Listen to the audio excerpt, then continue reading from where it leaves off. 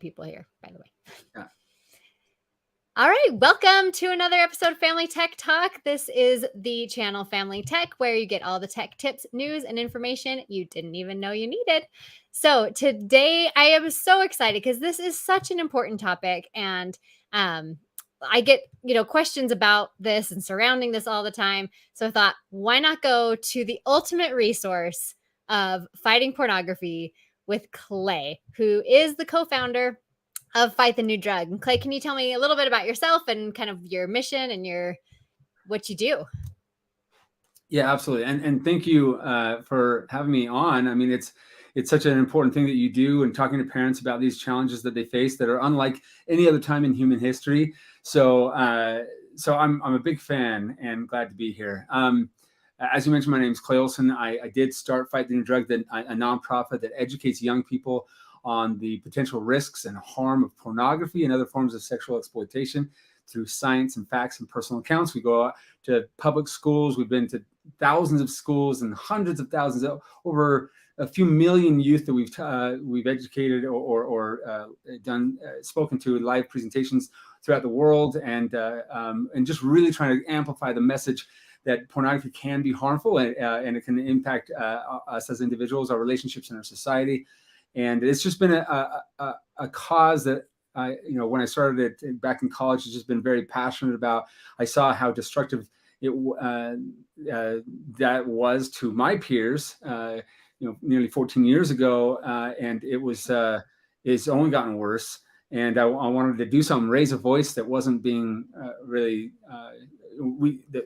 didn't really hear much about at the time. And so, other things are just I have a beautiful little family, 3 little girls and one on the way in a couple of weeks. So we're just loving life right now. Yeah, fun. I'm kind of in the older stage now. My kids are teenagers, so I hats off to you in that baby, toddler, elementary stage. That's a tough one.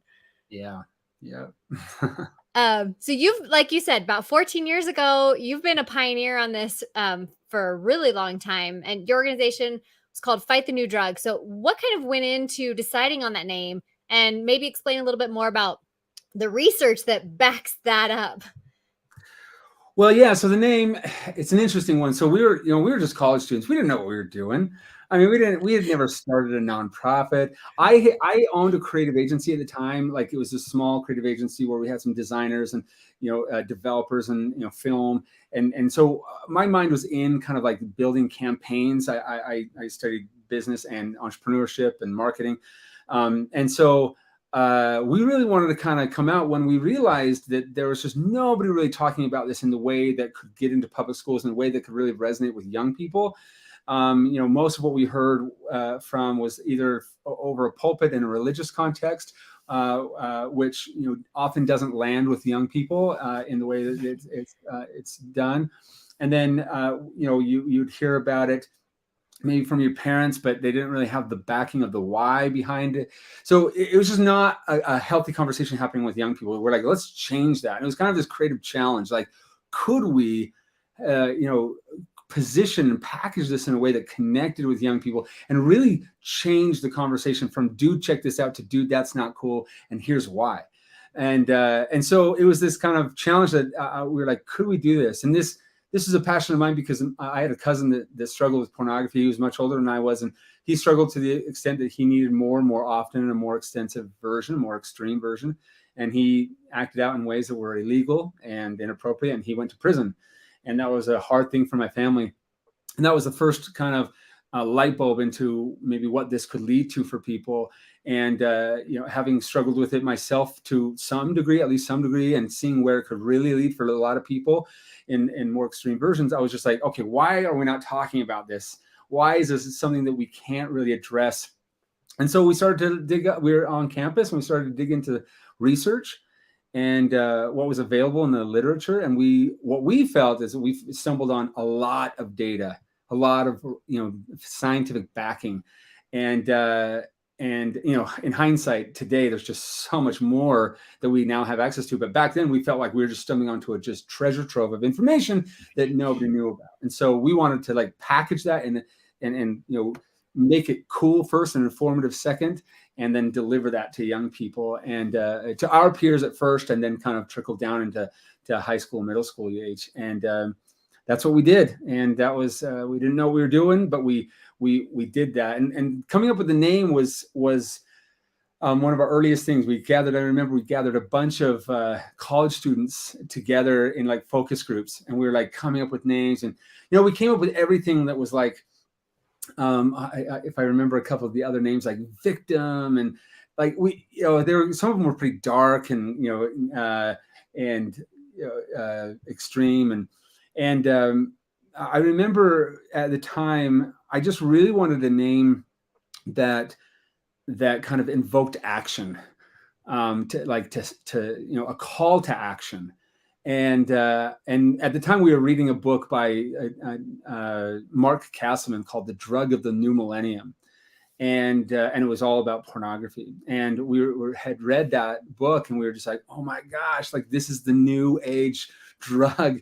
And so we kind of thought, well, it's kind of like a drug in the way that it is impacting the brain. And we're just discovering this through neurological studies that pornography affects the brain much like other chemical addictions can. And those are called process addictions, things like gambling and shopping. But pornography is so much more amplified than that, but it's still kind of a process addiction that triggers those neurochemicals in the brain and leads to people building up a tolerance to that level of release and those emotions to need more often and more extreme versions. So we were thinking, well, let's lean into the drug literature, because it takes it away from the morality discussion of, is this right or wrong, or is this a bad thing or a good thing? Rather, let's talk about it in like, is this healthy or unhealthy?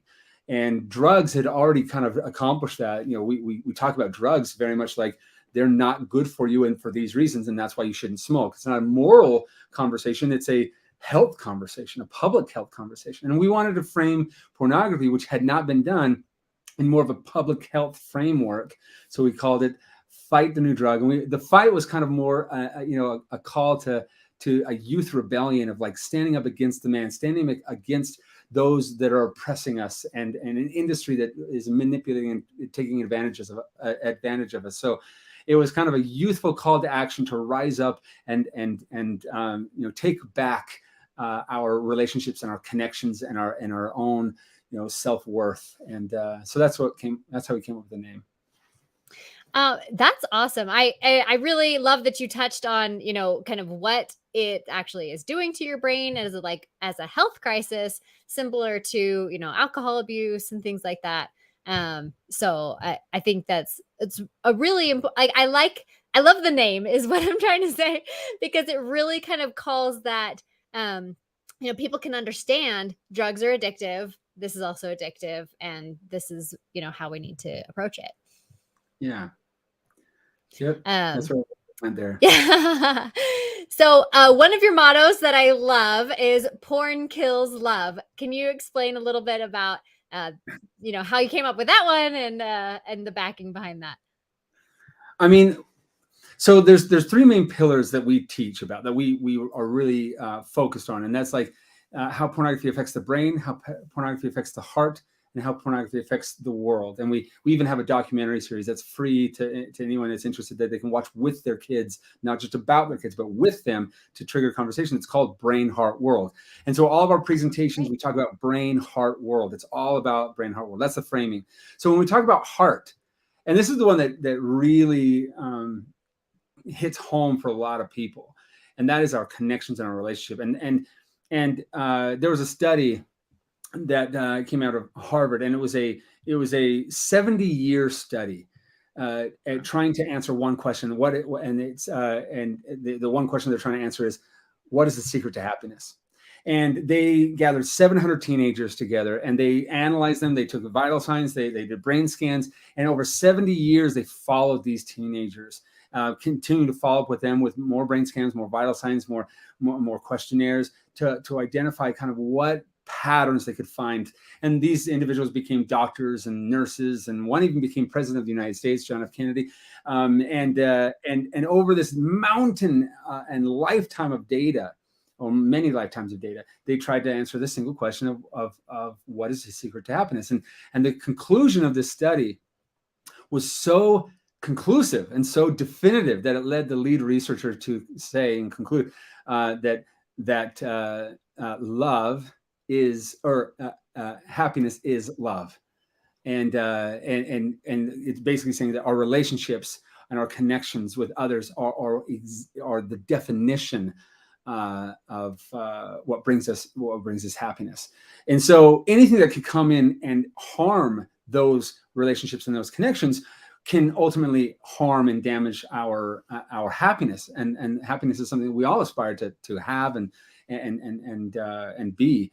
And so when we look at that, when we look at research on connections and relationships, and we look at what pornography does to that in the short term, what it does to that in a longitudinal or long-term basis, we see that pornography negatively affects what we love, how much we love, how we think about those that we love, and how we even express that love. And I could go into a lot of details into each one of those camps, but those 4 areas of what we love, it actually impacts what we love, because of what we, as we consume more and more of this content, it starts to shape and manipulate our arousal and sexual templates. So it actually starts to shift what we are craving, what we are seeking, what we are desiring from a romantic partner or from our individual.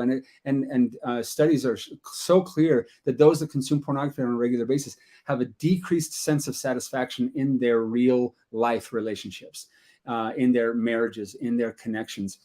And so pornography affects what we love and how much we love. And I just mentioned the decreased satisfaction. The studies are showing that there's a significant decrease in that satisfaction with your partner, because your partner can't live up to the novelty, the newness, and the frequency, and the change and difference. Like, it's always willing. It's never tired. Doesn't have a period. Doesn't have in-laws. Doesn't have, like, none of these things apply to pornography. That relationships are sometimes work that you have to kind of it's give and take. So it really can harm how much we love, and then how we express love and how we think about those we love.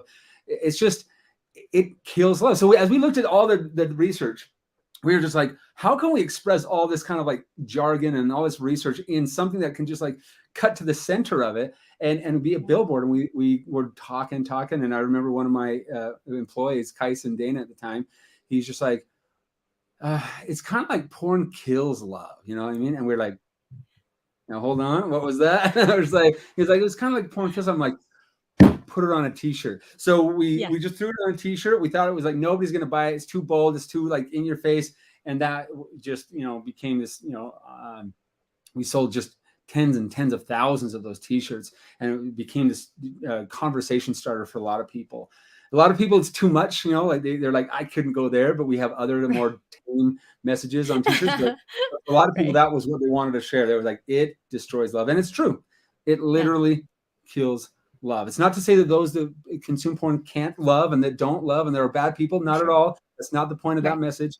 It's simply that it does negatively impact our ability to have true and pure and beautiful connections and love with those we care most about. It dampens that. That's fascinating. Like, I actually didn't know. I mean, I've seen the slogan. I love the slogan, but all of that with the research and about happiness and love, like, fascinating. I am so blown away right now. Yeah. And we want to get that message out. We want to help people understand it's risky. Everyone wants to be loved. Everyone wants to, and a lot of people turn to pornography because they do feel a hole and they're trying to fill that hole. And what they don't know is that it's like alcohol. They try to like, they turn to alcohol to kind of like, tune out and kind of numb out to the challenges of the world, which just makes those challenges much worse. So really, there's a lot of more healthy ways to address those symptoms than turning to pornography. Yeah. So you've kind of mentioned already the big side effect, porn kills love. But what are some of the other side effects of pornography that you guys have been seeing in the world?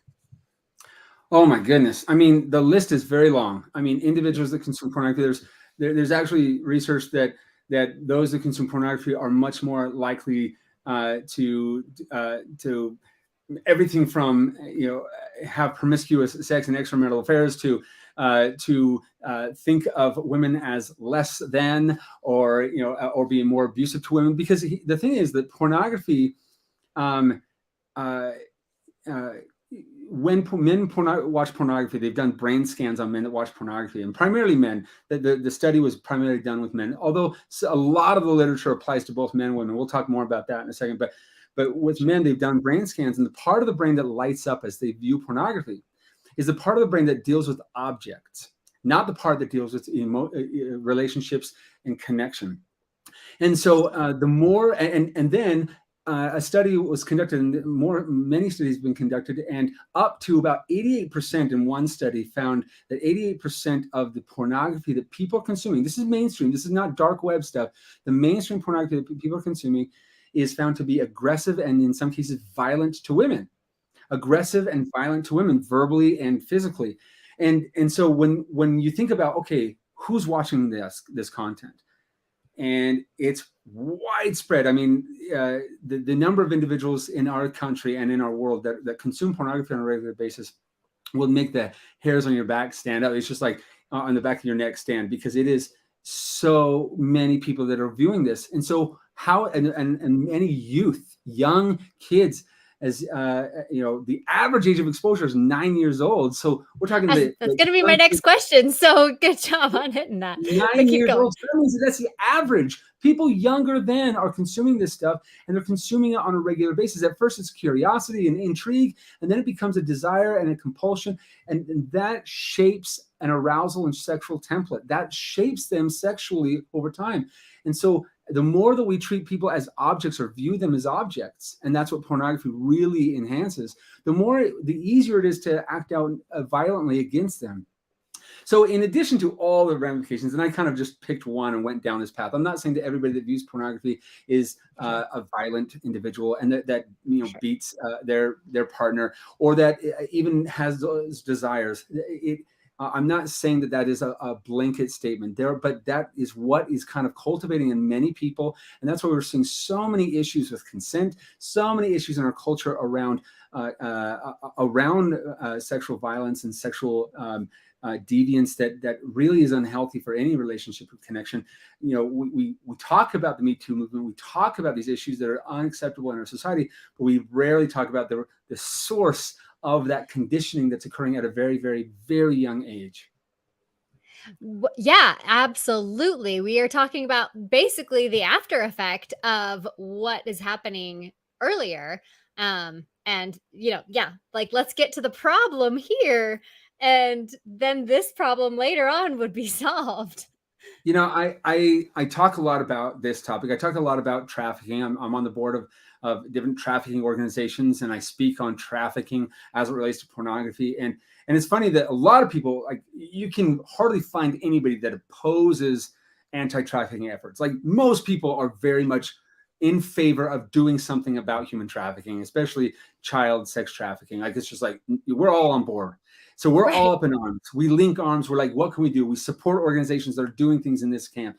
But we rarely, as soon as you say, okay, in order to really get at the roots of this, we need to go upstream and look at our obsession, our national obsession with pornography. And as soon as you go there, people are like, well, hold on, don't touch my porn. Like, I'm all about this, but don't go there. And what they don't realize is they are like literally not separate industries. They are the sexual exploitation industry. They are the same thing. They're like two ends of the same cloth.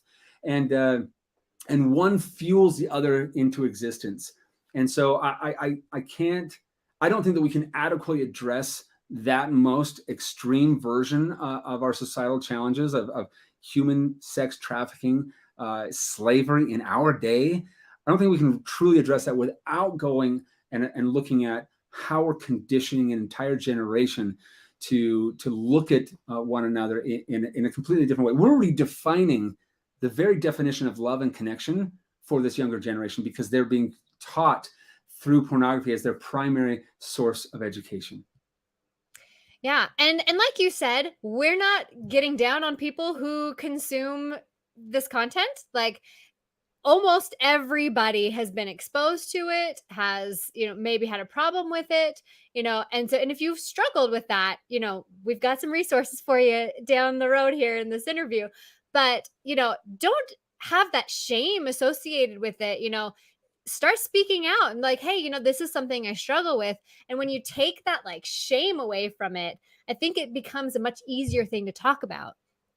Amen. I think that we've got to realize that we are living in a society that is pushing, especially the younger generation, but all of our society, from behind with enormous force to struggle with this. So if somebody is struggling with Right. this, it's like, of course you are. Oh, like, of course you Right. are, because you live in Yeah. this world that is pushing you to do so. So I Right. have an enormous amount of sympathy and empathy for those that struggle. I have had my battle with it. I know I know countless individuals that have struggled with it and either found Countless. freedom or are still struggling to today. And I Right. love these individuals. And so it is true. We can't it's so important that we become aware of the full scope of this, because one thing that we do want to like stop, or one thing we do want to kind of avoid, is this idea that this is a harmless pastime, that this doesn't Right. affect anybody. Like, these are consenting people on the other side of the screen, which is not always true, but they might want you to think that. Right. And then, Right. and it's just me. This has no impact to me. I'm good. Like, it's not affecting me. And then it's not affecting my relationships, and it's not affecting the world as I consume this more. Like, if we can help people recognize that this is something that has like an effect, and it's Yeah. little by little, but it has an effect on you, on your relationships, on those around you, and on our society. Um, People, if we can help people kind of wake up to the realities of this, we think, and we've seen and we know that people start to make different decisions. People start to make, change their path and pivot toward more healthy living on their own, not forced by anyone, not shamed by anyone, but they kind of start like say, okay, I didn't realize how much this was affecting me. I talk to people all the time that don't come from any sort of background that would have suggested this was harmful, and after talking to them for a while, they step back and go, you know what? I had no idea, and this is a good point. And I've actually noticed these things that you've mentioned in my own life. I couldn't pull it back to pornography, but I've noticed them. So do not, those that consume pornography, those that are struggling with this right now, we love you, and there are people in your corner wanting to support you and on this journey. And if you're not quite even ready to give it up yet, just know that we're here for you and we love you, and you don't have to feel shame about that.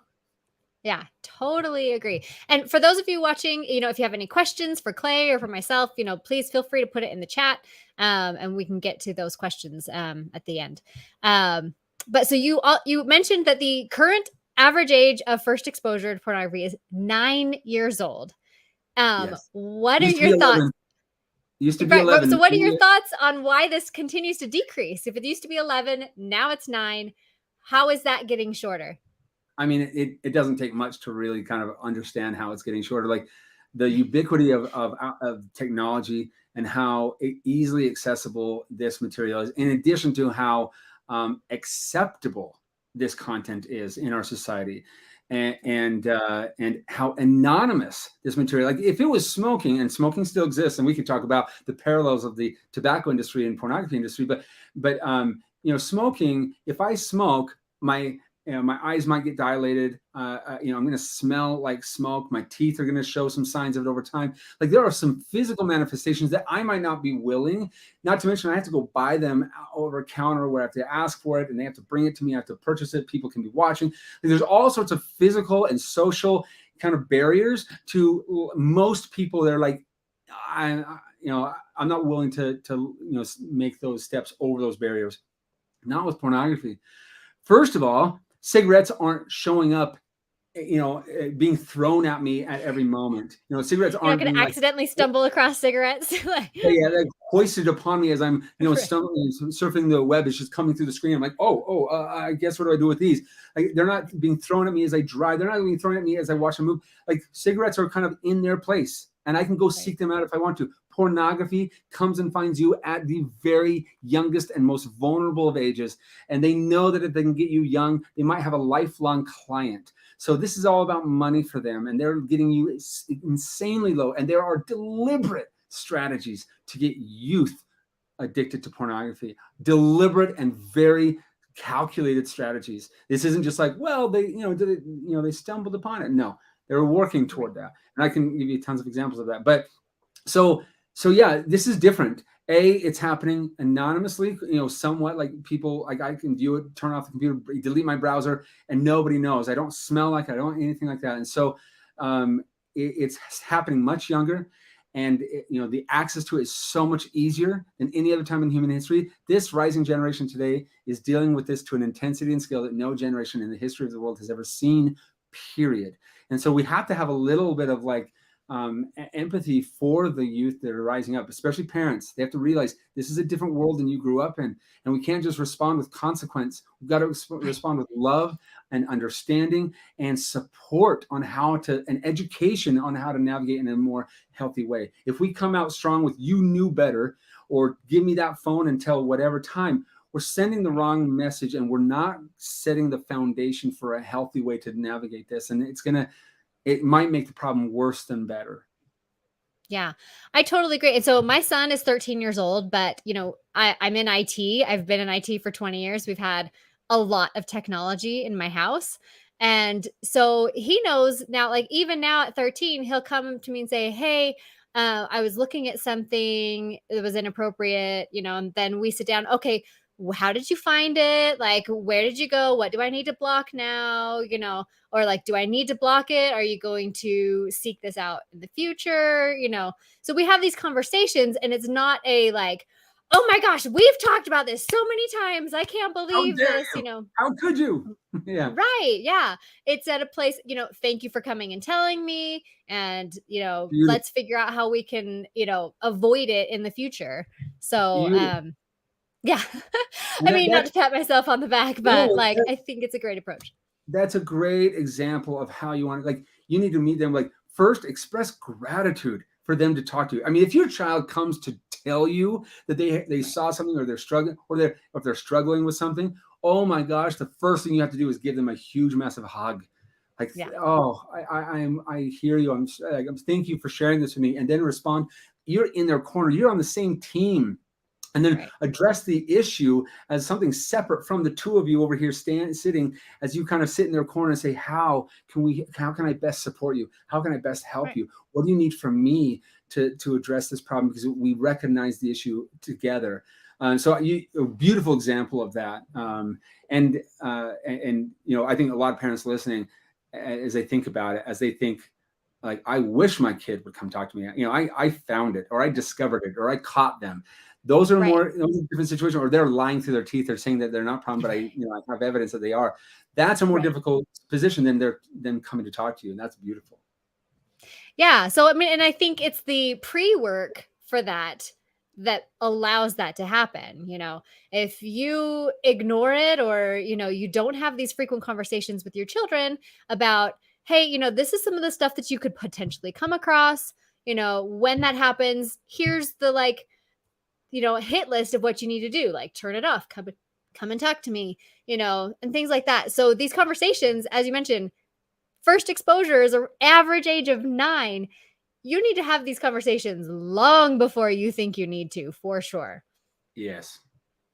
We always say, people say, "Well, when should I have the conversation?" And it's like, well, sooner than you think. Right. And this is not a one-time Yesterday. conversation. Yeah. Parents often think this is like a birds and the bees. Like, my parents sat me down and said, "Okay, here's all you need to know." And it was a one-time thing. They had like VHS tapes. So it was like a whole ordeal, popcorn and everything, right? And Yeah. I'm not kidding. That's exactly what it was. Yeah. Mine um, didn't even talk to me about it. It's fine. yeah, and that's the majority. That's the majority of parents. As I go around the country talking to parents, like, that's the majority. People just didn't have the conversation. Today, that we no longer have that luxury. We must get involved, parents, 100%. And if you don't teach them, then the industry will, and you're not going to like what they teach, right? So we Right. have to get involved, and parents, have to have those conversations with their kids at younger ages, sooner than you think. And it's not a one-time thing. It's an ongoing, layered discussion that starts sooner than you think and on into their adulthood. You Yeah. use real, natural experiences and opportunities. As you see a billboard or a commercial comes on, you say, "Well, how'd that make you feel?" Or like, how do you think that portrays women? Or, is that respectful? And you can kind of start weaving through that conversation to help the child build up their own understanding of separating the difference between healthy and unhealthy media. And if they can kind of navigate that on their own when they leave for college, they're in a much better place than all of a sudden, or if when the first time they get their smartphone, they're not like binging because it's all of a sudden they're just like, here we go. Free access. Free access. You mentioned VHS tapes, and I just want a side tangent really quickly because I don't know if you know this because you're a little younger than I am, but there used to be a war between VHS and Beta.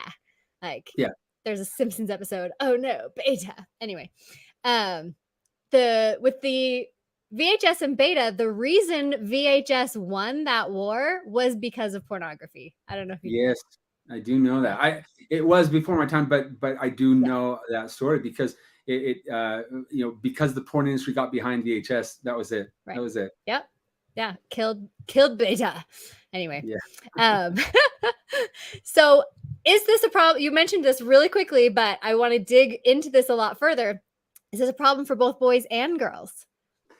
100%. And I think that there's a lot of girls out there. After I go speak, a lot of times girls will come up after and just say, thank you for acknowledging, my struggle, because we often just frame this as a male issue. And it is more so, or more dominantly, a male struggle. And that is, statistically, that is true. For sure. But more and more, and we are seeing a huge increase in females that struggle with this on their own, and there's a lot of reasons for that. It often starts actually more of their own curiosity for how to pleasure a boyfriend, or how to, or like, what is this? What should I know about this? So it starts from a little bit of a different place than it does for men, and it's also a lot more story driven. Once they get into their own interests, it's more story driven. It's a little less kind of to the point, and a lot more kind of like the narrative of kind of the emotional connection that they really are drawn to. And that can start for some girls, although this is less of a current trend. It was more so beforehand, but like through novels, through books, through reading those romantic novels that can kind of really start that process of building that emotional connection and leading into very graphic scenes that can lead them into struggling with pornography. So girls are struggling with this at an alarmingly increasing rate. And this is something that both male and female struggle with. And one example, I was doing a presentation in Somewhere USA to a middle school, and I don't remember where it was. That's why I say somewhere. It was somewhere, right. And there was this middle school, and we adapt our messaging to be appropriate for the audiences. And so it was it was a middle school version of what we would talk about. And I remember this young girl, this 6th grade innocent, the epitome of innocence girl, on the front row, and she's just like nodding her head the whole time. She's like, yes. I'm going, man, her parents either really on top of this and she's like on board or something, or I'm really connecting with her, something. It's not like she's just in my camp.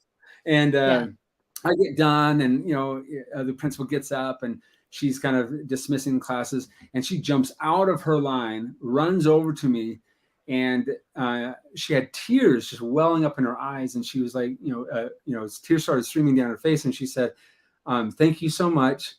I've been dealing with this for a long time, and I didn't know who I could talk to. This gives me so much hope." And I'm like sitting there going, and of course I respond like, "Oh, thank you for sharing," but in my mind I'm going, "What? Here's a 6th grade girl that is just the epitome of it." It didn't even cross my mind that she could struggle, that she would have even been exposed to this, let alone struggle for a quote unquote long time, whatever that was for her. It was in that moment that made me realize just how wide scoped this is, and how, because it's so secretive, because no one can talk about it, and because the physical manifestations of it aren't so noticeable, that it is so widespread. And if it's as if we could like pull up the carpet and see the floorboards, we just see the immense amount of rotted wood, that we'd just be shocked and say, oh my gosh, what do we do? How can we, how can we address this? Because our youth are dealing with this. Adults just don't even know to the scale that our youth are dealing with this. It's just so beyond their comprehension. Yeah. So what do you think is the most common way or place or app that people are like getting, these young kids are getting their first exposure to pornography? Like, how does that first one typically happen? Obviously, there's outliers and everything, but Well, I mean, first exposure like at 9. So obviously, there's a lot of access to like mobile devices, but a lot of 9-year-olds even today, like a lot of 9-year-olds do have access on their own devices. But a lot of times, it's still happening through like other forms. It is more digital. Their access is digital. It used to be analog. It used to be magazines. That still happens. right. That's how it happened for Yeah. me. It was a magazine Right. that I stumbled across. Um, Yep. but it is very much digital, and it can happen through gaming device, like online gaming, Right. and even like children's games that Yeah. are kind of framed in like level 3 and 4 start to introduce some themes and like ads on the side that really draw you directly to porn sites. And it's again Yeah. coming back to calculated measures that they take. But it can happen through like games, like Disney princess games. It can happen through like innocent Google searches, like searching for Disney princesses or water sports or something like that. That can pull up if the settings are not dialed in to be more safe. Can pull up things that are insanely inappropriate and kind of jargony for that industry that somebody in their youth would have no idea. And it's again trying to manipulate those searches. There was a time in which like if you misspelled I won't give the word because it still is, I think, I think it is still a site. But if you misspelled a very simple and basic word that is easy to misspell, it was a pornography site. That Right. and the alternative was like something for like youth clothing, like something that that they would want to look into and read about. So. Anyway, so there's just a lot of ways, obviously through the apps like Snapchat, Instagram. These are things that, like, although pornography is not allowed on those platforms, it is something that exactly. There is a lot of pornography found on those platforms, and there's a lot of Yeah. explicit imagery that wouldn't necessarily constitute as full pornography because they don't show, full nipples or other, private areas, but they show everything that you would need to get the effect that you are Right. looking for. And then that would then drives you right into those sites because they're often advertising deeper sites on those pages or on those screens. So Twitter is a big area that like it's not necessarily first exposure, but it's Huge. an area where a lot of kids are getting access to pornography. And honestly, all of those social media platforms are a huge danger. There are several of them are huge dangers, and we actually have, and I know you have as well. There are places you can go to kind of look into what the risks are for specific apps. Yeah. But again, a lot of times, by the time kids have their own devices with access to apps, a lot of times their first exposure happened way before that. But Sure. that's where they can really amplify those struggles. Yeah, well, and like you said, with them targeting, they use the same search engine optimization that other sites use, and they'll target like kid searches, okay, like kids would be searching this and this and this. And so I'm going to target that. And like you said, I think even originally they've probably fixed it by now, but whitehouse.com, like Yeah. not whitehouse.gov, but whitehouse.com was like a pornography site. Yeah, there's a Um, lot of those. There's a lot of those types of things where you type in what you think it would be, but it's actually right. like .net or something, the real one, and the .com is Right. what or something like that. Yeah, for sure. So unfortunately, Um, right. So you mentioned some of the apps that have the most access to pornography. We talked about Twitter for sure, Instagram, Snapchat, all of these big time, things. yeah. I want to just add another one to that list, Pinterest. Hmm. Again, while it's not explicitly like allowed on Pinterest, there's still so much you can find on Yep. Pinterest. Yep. And Um, again, you got to think of yourself like, the definition of pornography is not always easy for people to define. And so, right. although like a platform might not define certain imagery as pornography to a 12-year-old or a 9-year-old boy, Yeah. all they need is there's an ample amount of content on all those platforms that is plenty for them to go down the same path that will then set the stage for what is to come in pornography. Yeah, absolutely. So what are some good ways that parents can help kids through this first exposure?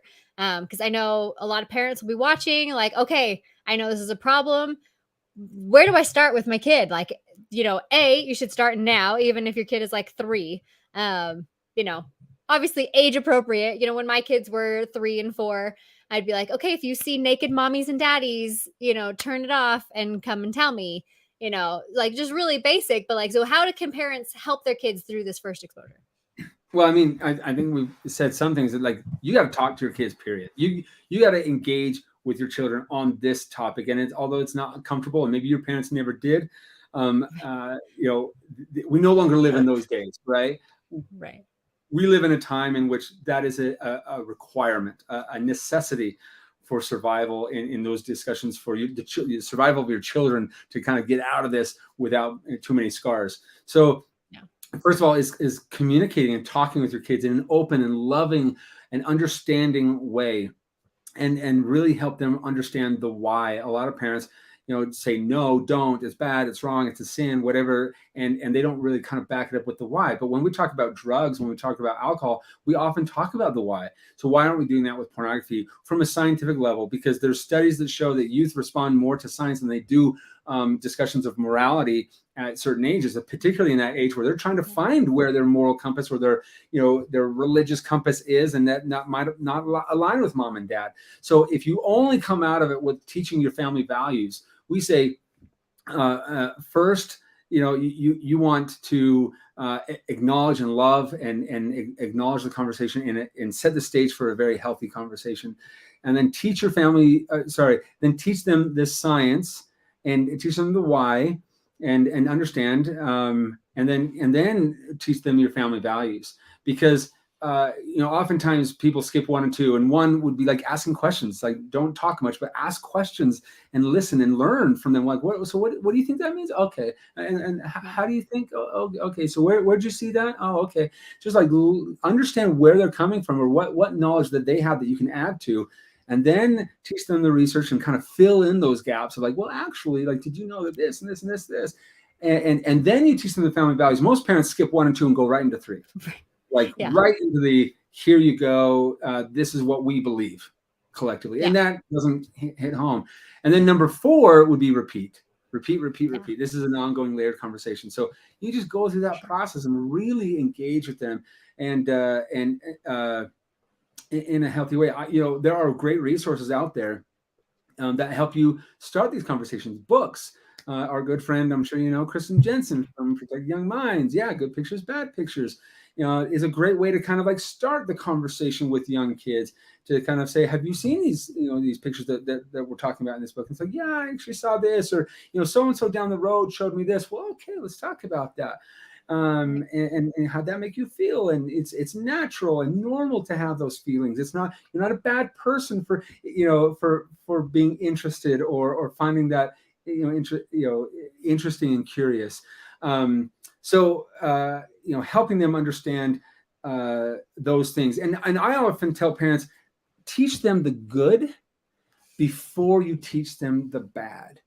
Like, teach them, like, that our bodies and our relationships are beautiful, and I believe that they are sacred, and that they're intentional and they're purposeful, and it's something that in the right time with the right person in the right place is very, very appropriate and beautiful. And if we come out of the gate with like just the no, no, no, no, no, and bad, bad, bad, bad, bad, it really messes with their psyche, when in fact that isn't the case. That brings a lot of shame on over time, and even follows them into their adulthood. So teach them the good so that you can teach them the counterfeit, because the pornography is a counterfeit. It's a hollow counterfeit to what is beautiful. And so teach them that beautiful, so that they can understand the contrast, rather than just teaching them this. They're missing the most important piece. Yeah. So like I said, I've got this book for sure. I mean, my kids have outgrown this, but I've got 13 and like almost 17-year-old, but there's even like a junior version of this that's even for younger kids. Like, this is pretty young, but like the junior version I don't have, but is even skewed a little bit younger. I have it somewhere, but yeah. I'm sure you do. And then I got these on Amazon, just like 30 days of sex talks, and like Yeah. this one's for ages 8 to 11, this one's for ages 3 to 7, because like I said, my parents had zero conversations with me about this. And with the prevalence of pornography and everything that's available, you need to have these conversations so much younger. And I didn't want it to be a secretive, shameful thing. I mean, like, I wanted to have open conversations with my kids about sexuality and and all of this, where it can be a good thing, but it can be exploited. Yeah, and it can be the consequences can be very severe if we mistreat that, right? So I love those, Dean Alexander and Kristen Jensen, both of those authors for the books that you showed, like good friends, and they've done great work, and so I definitely recommend engaging in those. I'm going to add one. Is that okay? And these Yeah, aren't. please do. Yeah. And this is And I'll link all of these in the description once we're done here so that you can get right to them. So what I'm going to add is something brand new. So no one has yet seen this or heard it yet. I mean, we're kind of coming out, but for the last 2.5 years. So I've been doing a lot of work in this space for a very long time. But over the last 2.5 years, I've been working with the Maloof Foundation, which focuses on fighting child sexual exploitation, and a software company that I have called Impacts. We've been kind of teaming up to work on a free, completely free, let me just start there, free resource for parents to help them navigate the challenges of today's digital landscape. It's called Raise. Yeah, there you go on the screen there. So join Raise. Like, I knew this was going to come up for sure. So Raise is a free resource, and it's really meant to empower and educate parents on how to navigate this, because there's not a parental script or a generational script. It's not like grandma and grandpa, or we can just ask, mom what she did, because these challenges didn't exist. And what we're learning is that most every parent is concerned with the digital safety of their children, but that they only spend, and you'll even scroll to this, or if you already did, they only spend about 47 minutes or 46 minutes on talking to their children about digital safety throughout their entire childhood. So we have this huge gap between, what our concerns are and what our behaviors are with these challenges. So we're all about closing that gap and going beyond. So we focus on 5 different areas. And if you actually keep scrolling, you can see those 5 areas in Raise. So we focus on nurturing parent-child relationships, which is a foundational component of like how to even proceed out of any of these. The second one is managing screen time balance, which a lot of parents are like, well, I don't even know how much is too much, or what should I do, whatever. And these are things that you do so well at. And if you keep going right here, navigating inappropriate content. We've been talking about that here today. Pornography and violence and other things online that are inappropriate and wrong. Like, how do we navigate that? When should we, have those conversations? And we have some beautiful material that addresses that. If you go down to the fourth one, is confronting cyberbullying. Now that doesn't apply to, kids maybe they're, 5 and 6, but it absolutely applies to kids as they enter into middle and high school. This is a huge issue. Bullying has always been a problem, and it's a problem today, more so than any other time. But cyberbullying is like pouring fuel onto the existing bullying issue, because it can be shared and expanded digitally and scaled, and so the impact can be so much more devastating. So we really need to be looking into that. And then the last one is protecting against online predators. So we have these different journeys that parents can go down to like help them navigate these areas. We have ways that you can track each child and see progress and improvement, and a way to become a certified Raise certified parent. And again, it's all free. It's just kind of a way that we wanted to like help in this space. And we're actually having a conference coming up on October 18th of 2022. So this year in Lehigh, at the Thanksgiving Point. Yeah, your backyard. We're going to be doing a conference there. We're bringing in the nation's leading expert on cyberbullying, Dr. Samir Hinduja. We're bringing in Ralphie Jacobs from Simply on Purpose. We're bringing in Smith Alley. We're bringing in some wonderful speakers to speak on some of these areas.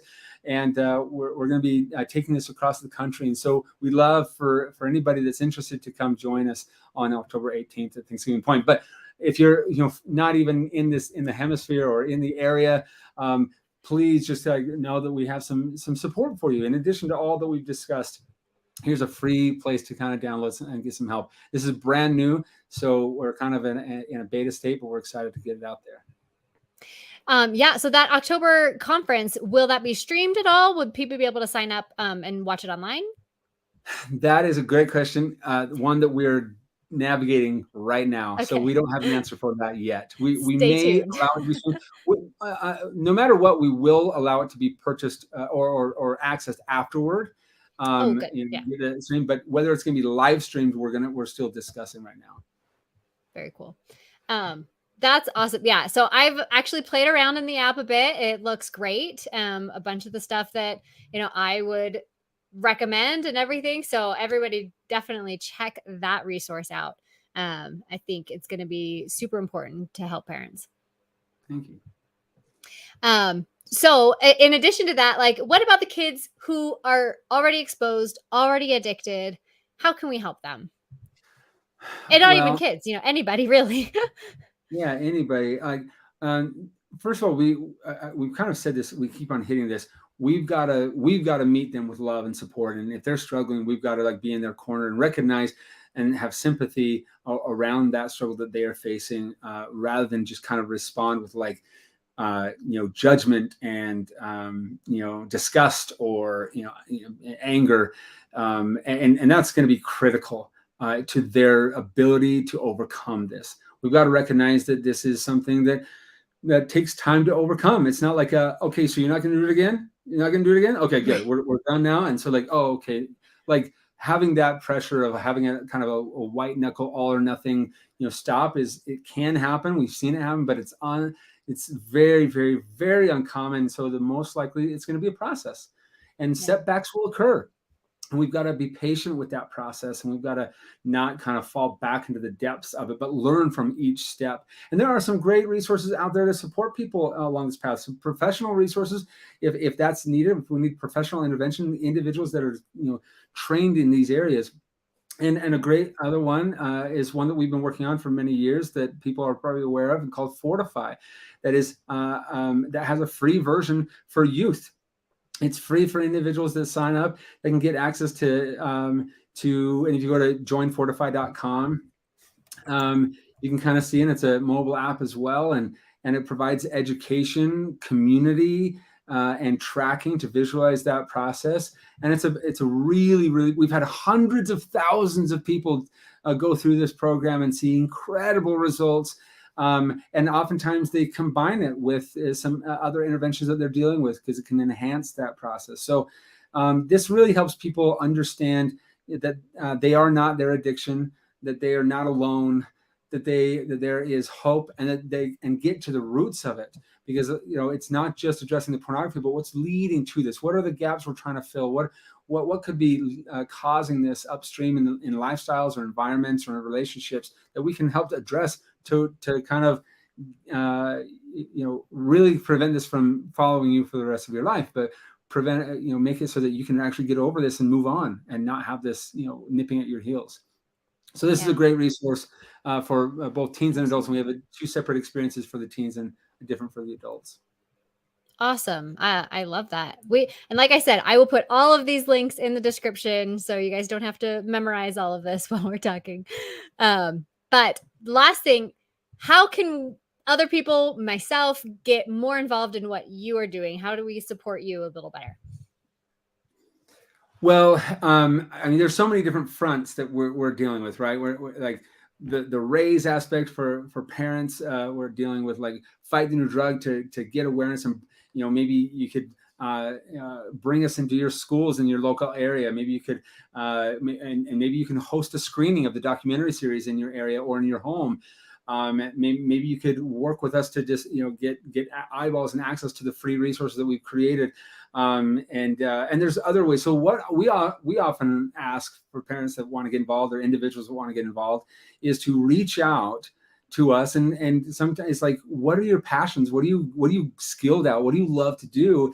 And as you share that, it's like, maybe it's like going out and presenting or speaking, or maybe it's organizing an event, or maybe it's sponsoring some individuals to get some support and help. Whatever it may be, we encourage young people and old people to like use the skills and resources and influence that they have, however large or small those may be, to make a dent in their own way. And if that includes us or our organization, fantastic. If it's their own, we are championing it from the rooftop. We just want people to be more open about this conversation. We want people to be more actively pursuing solutions, and we want to help and encourage. And so some people have reached out and said, hey, I've got this idea that I want to do in my area. And we're like, great, how can we help you?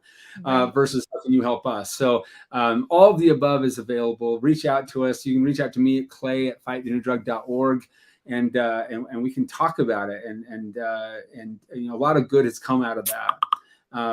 But as a nonprofit, we're always looking for support and funds to continue the efforts we're doing. So if that's all you can do, that's wonderful too. So we just love any support we can get. Awesome. Well, Clay, it's been such a pleasure to talk to you. Anything else you want to say, or anything we didn't cover that you wanted to mention? Well, I just want to also say, in addition to everything we've discussed, the work that you are doing, Sarah, and the website that you provide is so, the people listening to this, I assume that they already are fully aware of all those, wonderful resources and the education and content you provide. But of course, that is such a central, beautiful place to like be deliberate. The parents that are listening to this, they're proactively trying to navigate this world.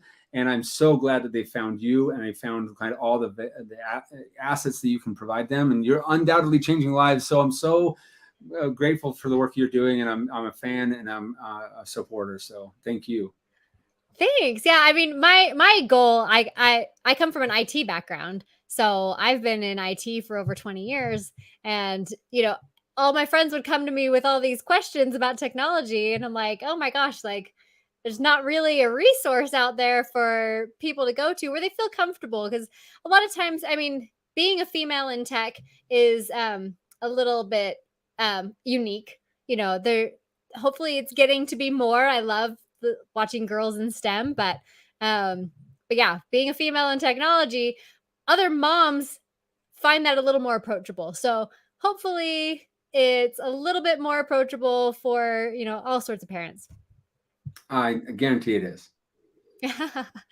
Well, thanks. I am just gonna like pop up a couple of these conversations. Thank you, Jeff. Love to see that.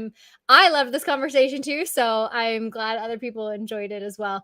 And then she missed it. Dang, we'll catch the replay. So luckily No this problem, will be Amy. available. Yeah. Will be available after the fact on Facebook and on YouTube. All of the resources I will link in the description, so you can catch those if you missed it too. So Clay, thank you so much for taking time out of your day. Get back to your golf tournament. Yeah, That's why he's all golfy today. I'm not He's today. doing a golf tournament, but I am so appreciative of you taking the time to spend with me this hour. So thank you so much. Thank you so much, Sarah. Appreciate it. All right, we'll see you.